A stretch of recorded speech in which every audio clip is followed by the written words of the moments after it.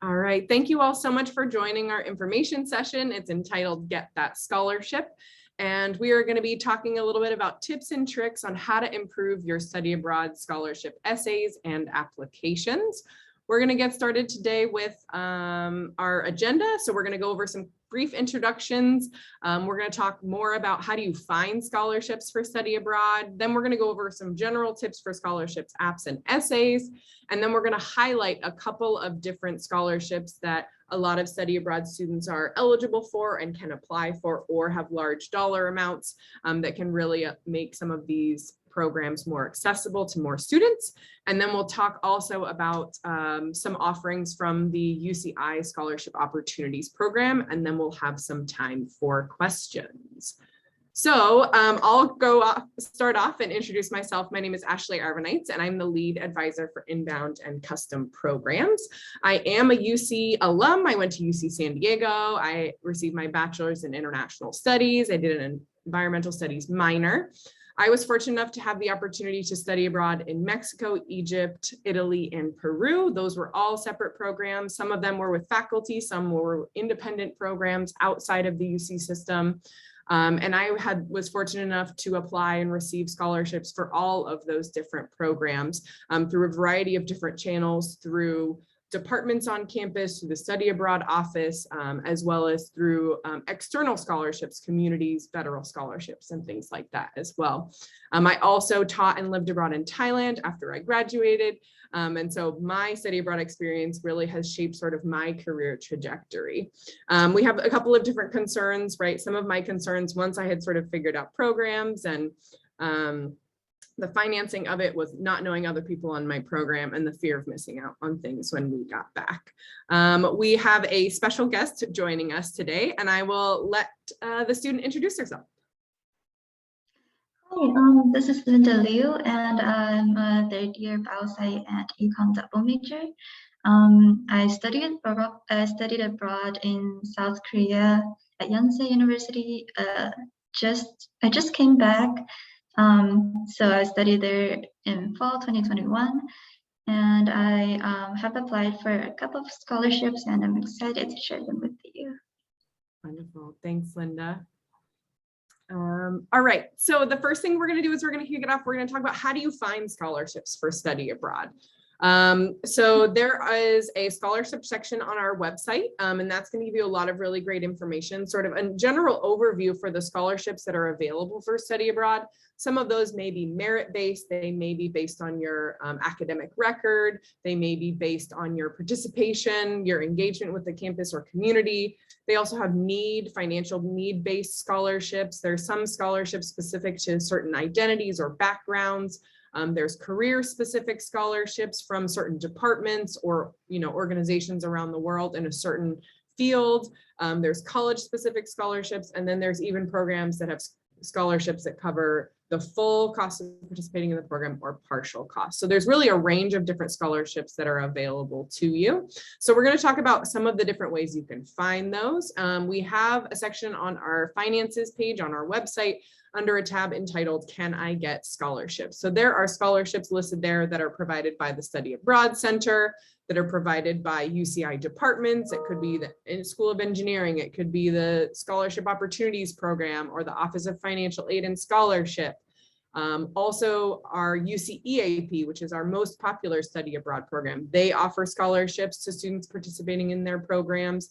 And if you're interested in participating in another UC program or an independent program, they also have scholarships oftentimes through the organization providing the program. And as I mentioned, there are also external scholarships that are from federal governments, organizations. There's a lot of different opportunities that are out there for you. So we list a number of really popular, commonly used scholarships on the Study Abroad website. Another great place to start too is just a really simple Google search, looking for major study abroad, host country study abroad, if there's any sort of background, race, ethnicity, first generation student status, merit-based scholarship, using all of sort of those key terms to be able to figure out if there's additional scholarships that you may be eligible for. One thing that I will mention is that there are a number of scholarships that, even though they may not specifically be a study abroad scholarship, they may be able to be applied to your study abroad experience. So even if it's not explicitly stated that it is for study abroad, it doesn't mean that it can't be used for it as well. There are also, I'll be sending this out, but here's a number of different study abroad scholarship search engines. They have lists. You can filter by major, country, criteria, how much money they're giving, when's the deadline, to all different types of things. So I'll be sending this out, and these are through a number of different organizations that organize these various different scholarships.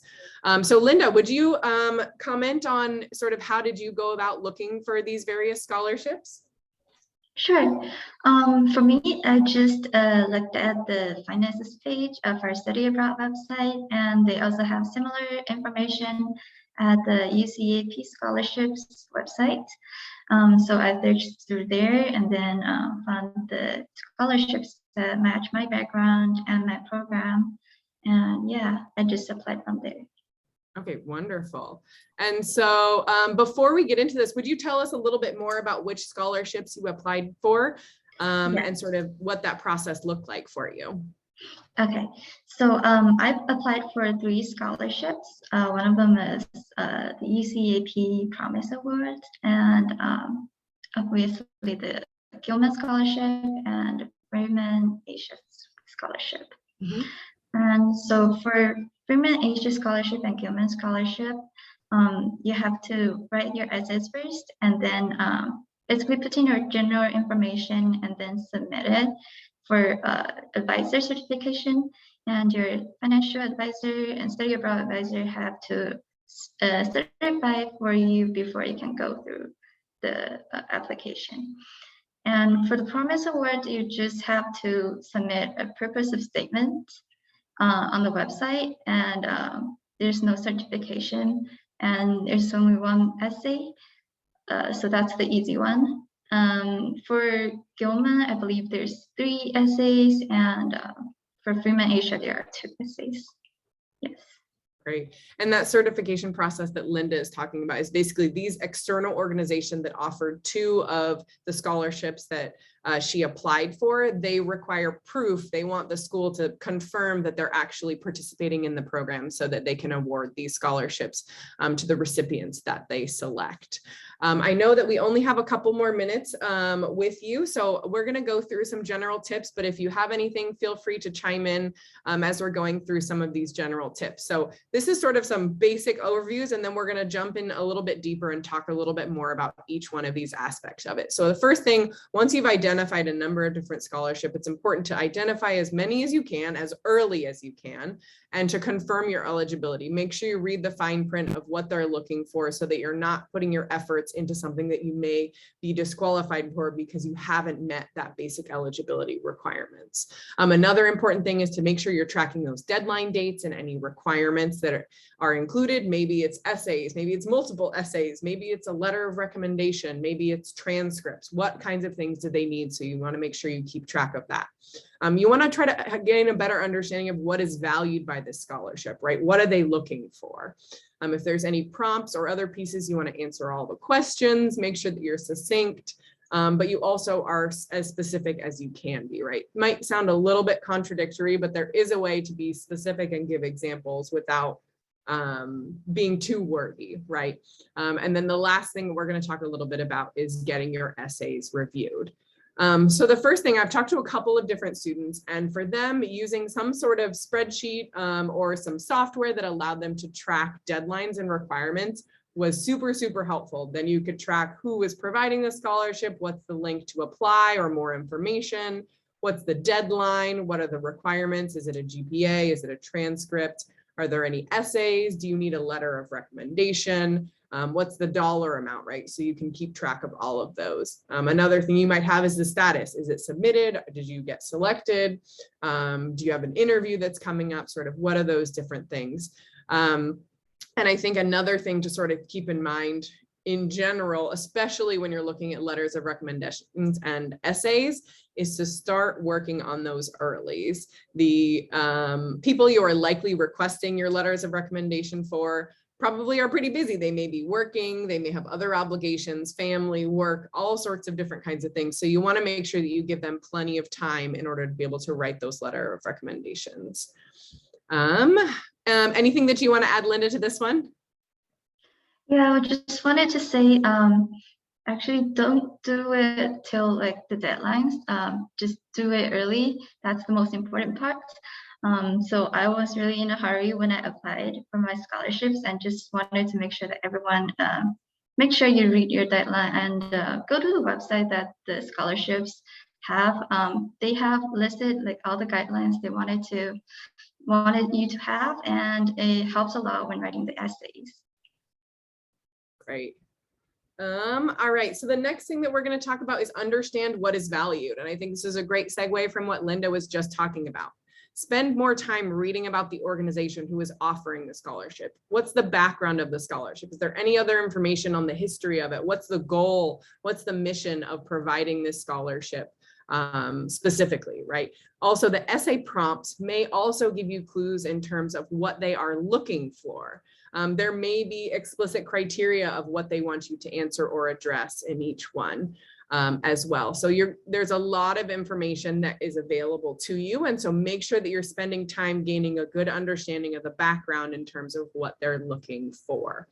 So what we're going to do for the next couple of slides is we're going to look at an example of a scholarship and try to apply some of these principles to each one. And so the scholarship that we're looking at here is the UCEAP Global Scholarship. And this actually just changed its name from the Promise Award, which is what Linda got for this past fall. So it has a new name. And so this is the new name of that same exact scholarship. So if we're reading through that, it says all UC students participating on a UCEAP program are eligible to apply for a UCEAP Global Scholarship. The award selections will be primarily based on academic merit and integration of a selected UCEAP program into a student's academic and career goals as demonstrated in a personal statement. And then you see how many funds. So this is our chance to make this presentation a little bit more interactive. So if we're thinking about what's valued here, right? What sort of things stood out to you? You can unmute yourself, you can add it in the chat. What are some of those key things that you read in that description that tells you what they might be looking for?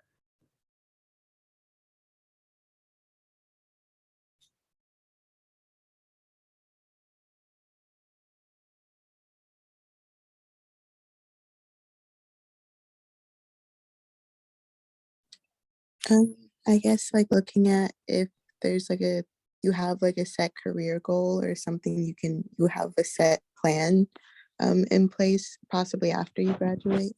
Perfect, right? How is this program going to help you with the plans or the goals that you have for your future, right? Your career. Perfect. I see that also there's a note that says academic merit. Wonderful. So that means they're looking for good grades, GPA. Are you on the honors list? Do you have a unique major? And so that's perfect. So we were able to pull out those different pieces. All right, so I realize we're just about out of time for Linda. So I wanted to give Linda a quick round of applause and thank you so much for joining us. Is there any last words or tips you'd like to give everyone here before we continue the presentation? Just make sure you write your essays based on the guidelines and then have someone create it for you. We have a writing center which you can have. I believe they are by appointments now, but I did like a drop-in session and they reviewed my essays. It was really helpful. They caught like a couple of grammar errors, and they also reviewed the website, like what they're looking for with me, and then make sure I had all the points. So that was really helpful. And yeah, that's all I had to say. All right, great. Thanks so much for joining us, Linda. You're welcome. I hope you guys can all get the scholarships you want. Okay. All right, thanks. Bye. Bye. All right, so we're going to continue here. So those are the main things, right? They're looking for academic merit, grades, they're looking for career goals. How does this connect to it, right? You want to make sure. So that's what you know when you're looking at the personal statement that's required for this, you're going to want to make sure that some of those themes are incorporated in it as well. So again, I think reviewing all the instructions, spend a lot of time with the information, right? They're going to tell you exactly what to do. They're going to tell you exactly what they need. And the more information you understand from where they're coming from, the better you're going to be able to tailor your essay and application to align that and increase your chances of being awarded that scholarship. So if we look at here, we're going to take a couple of minutes. I'm not going to read this one, but we're going to do the same thing. So reading through here, if we look, here's the instructions, right? They're saying no more than 500 words. Pretty straightforward. Keep it focused, concise, clear, right? They're looking for grammar, spelling, right? They even tell you to have someone review your essay, right? Use the writing resources on campus, right? And then this last piece again ties into what are they looking for?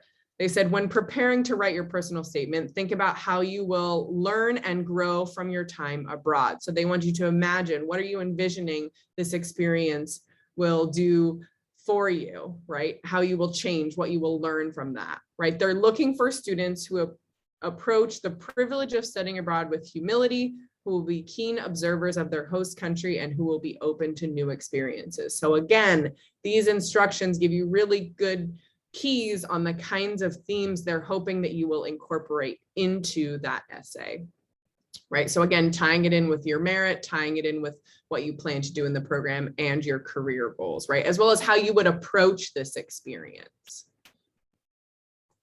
All right, and so this is the actual statement of purpose. These are the questions they would like you to address in the 500-word statement of purpose prompt for the UCEAP Global Scholarship. So we want to make sure that you're familiar with all of those questions, read through them, right? I think because something like this, 500 words, it's not small, but it's also not a lot to answer so many questions that are here. So this really is going to require you to take a lot of time to think, process, maybe use an outline, take notes on what your key points are, how are you going to address each question here, as well as keeping in mind those overall themes. So I think it is definitely worth spending time on the organization of your essay, of your statement of purpose for these prompts, because a lot of times they want sort of a very all-encompassing answer. They're not just looking for one thing. So in addition to answering all of those questions and prompts, you want to make sure that you are also incorporating what they've also mentioned in the other sections of the information about the scholarship. So academic merit, integrating the course and program into your academic and career goals.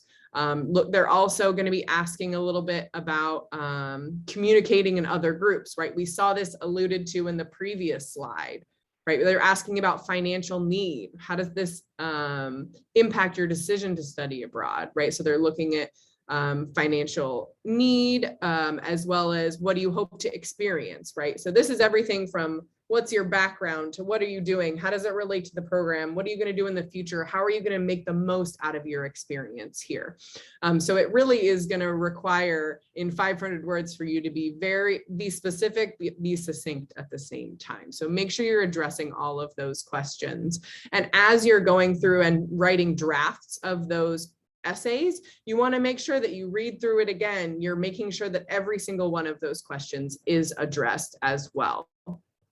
And so I've alluded to this already, but you want to make sure that you're specific and succinct. So if they ask you to say, how does this program align with your career goals? Is there a specific course that is offered at this university that's not available at UCI, but it aligns with your individual career goals or your academic goals, right? And this is going to make you a better working professional in the future, right? So you want to make sure you try to provide examples and details without getting too wordy, right? You want to make sure that you're also making every single word count.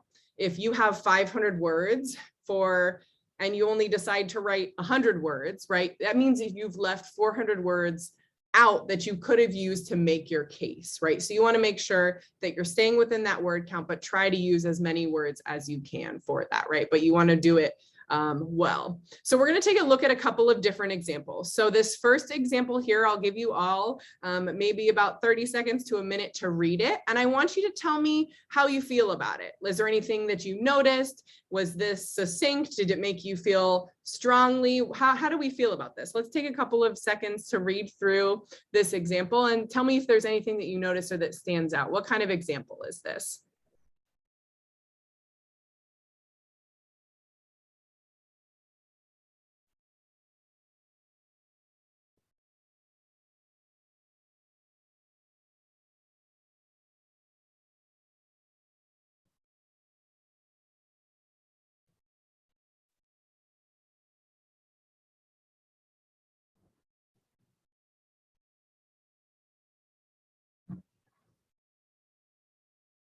All right, I see something coming through in the chat. It says not the best answer because it's short and they aren't using the space they have to answer as many questions as possible, right? Exactly.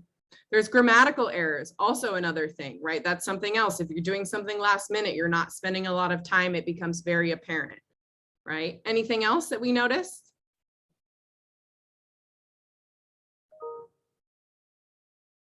Did anyone feel that this was very especially engaging or enlightening or connected to the program, right? Those are the kind of things that this could be about any program. It doesn't even say where they want to go. French, they speak French in a lot of different countries around the world. So it's not even so specific, right? All right. Thank you to all of you who are providing that feedback. Let's go ahead and we'll take a look at one more example. So this is just a snippet of maybe another portion of that essay. So let's take a second to read through this example and see how we feel about this one.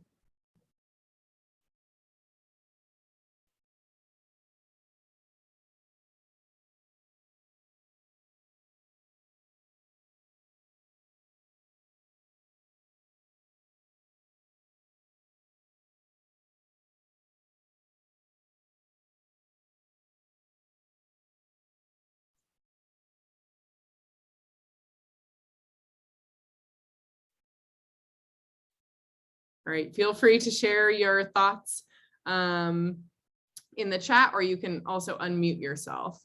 I've seen a couple of folks say it's to the point, explains why he wants to study abroad. It's very specific. It describes the program and how it can benefit them, right? This is a far more compelling answer, right? It gives you specific examples. It says what you can do, you can't do at home, how it aligns with your individual and personal goals, right? Something specific that you can gain from here, right? They also talk about hopes and good intentions, right? The future, what you hope this will bring for you, right? You're sort of foreshadowing, you're hoping what this will actually look like as well.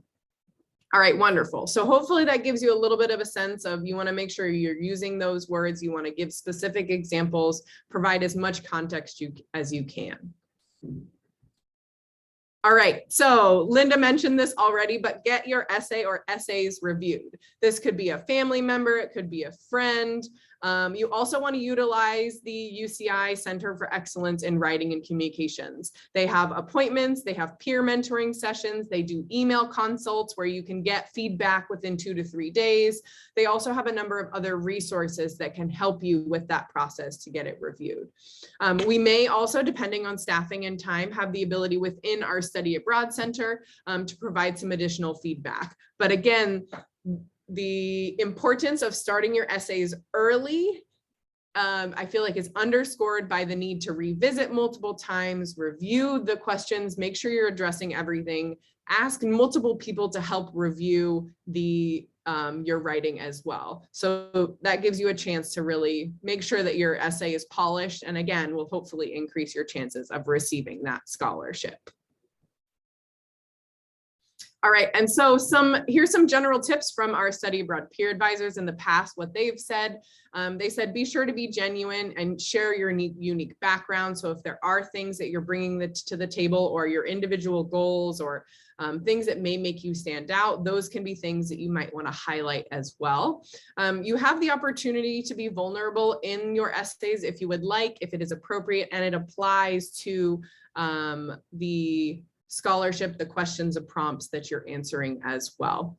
Also be confident, right? Explain, why is this study abroad program a perfect fit for you? How does it relate to you academically, personally, professionally, right? You know you better than anyone else. So this is your chance to highlight your strengths and how this program will allow you to become an even better version of yourself and improve sort of your career, your academic, all of sort of your future trajectories. And then some students said, throw your hat in the ring. It cannot hurt to apply. The more scholarships that you apply to, hoping that you are taking these tips and being thoughtful and spending time and using your time wisely, it can't hurt to apply. Even if you feel like a scholarship is too competitive or you don't have a lot of time to work on it, it cannot hurt for you to apply. There are scholarships that go every year where no one applies to them. So there is funding that is left that they want to be able to provide to students, but they don't have anyone that has applied. So I encourage students to apply for as many scholarships as you are eligible and have the capacity to apply for as well. We also talked about using a calendar or spreadsheets to keep track of dates and deadlines. You can even use those tools to sort of give yourself set internal deadlines of when you want to have your first draft done, when you're going to reach out to the writing center, have them review it, get final feedback before you actually have to submit. And I think as we've all probably seen, we know that, submitting right at the deadline can cause problems if there is systems are down or your internet isn't working. So I would also encourage you not to wait to the last minute to actually apply as well. All right, so now we're going to highlight a couple of different scholarships. The first few we're going to talk about are available through the UCI Study Abroad Center. So I've outlined some of the general eligibility requirements, but more information is available on our website and at this link that I'm going to be sending out to everyone who registered for this session. And so the first one is our Inclusive Excellence Scholarship, and this is from $500 to up to $2,000 or more, depending on funding and need for the specific students. So you can see the eligibility requirements. These applications are being accepted right now. And if you are applying to a summer, fall, or year-long program, the deadline is March 1st. If you're looking at a winter or spring program for next year, the deadline is October 1st. So good to keep those deadlines in mind, put them in your spreadsheet, put them in your calendar for this specific scholarship. Another scholarship that we offer through the Study Abroad Center is the Friends of Study Abroad. And so this scholarship is anywhere from $500 to $1,000, but it is limited to students participating in program during the academic year only. So it could be a fall, winter, spring, year long, but it has to be during the academic year. It does not apply during the summer at this point. And again, those are going to have the same deadlines as we saw with the previous scholarship here. But this one also requires that you be receiving financial aid. So you have demonstrated financial need within our systems. External scholarships. So the scholarship that Linda was awarded, she was awarded, it sounds like both of these scholarships, was the Benjamin A. Gilman International Scholarship. And so this is up to $5,000 for federal Pell Grant recipients who are US citizens who are applying or accepted to a credit-bearing program. And so I think she mentioned that this one had 3 essays. This is a very prestigious scholarship, and it provides a lot of funding for students coming from different backgrounds. And so this is definitely something, if you are Pell Grant eligible, I encourage you to look into this scholarship and look at applying. There's also even sort of post-program opportunities to stay connected within that community as well. We spent a lot of time talking about this scholarship today. So hopefully if you're applying to a UCEAP program, you'd consider applying for the UCEAP Global Scholarships. And so this, we've sort of previewed some of the things. We've gotten a little bit of a deeper dive into this specific scholarships, but it's $1,000 to $2,000 for all UC students participating in any UCEAP program.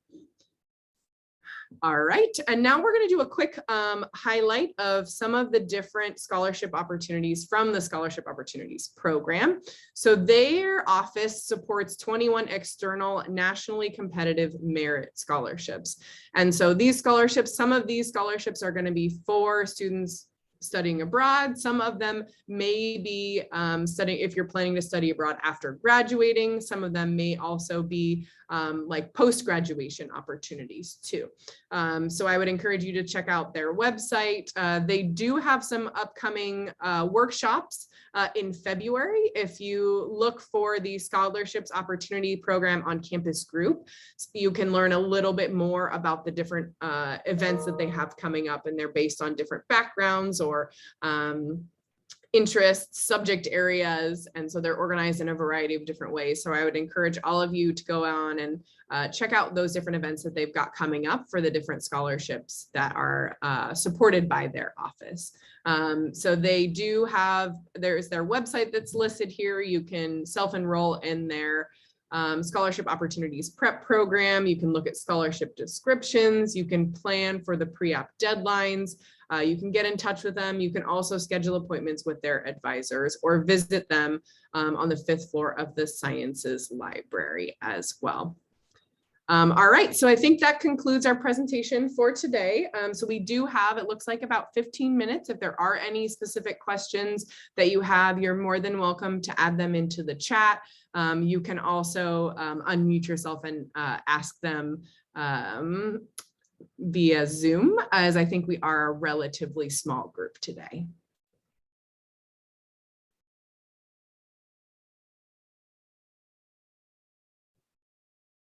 Let's see, there's a question, will we be sent the presentation? Yes, everyone who registered to attend this, we will send out the presentation as well as the Zoom recording. All right, I'm gonna go ahead, I'm gonna stop this recording.